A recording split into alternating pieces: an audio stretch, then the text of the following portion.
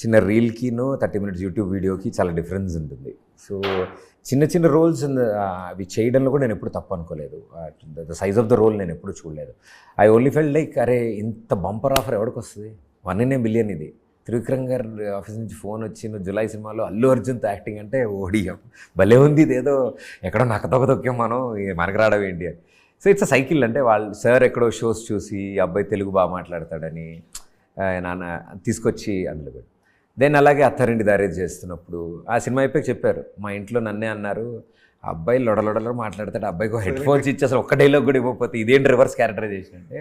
అప్పుడు చెప్పారు నీకు లేడీస్లో ఇలా ఉందని నాకు తెలియదే, తిడుతున్నారు మమ్మల్ని, ఆ అబ్బాయి ఎంత కామెడీ చేస్తాడు, అబ్బాయితో చేయించుకోవచ్చు కదా అని అన్నారు.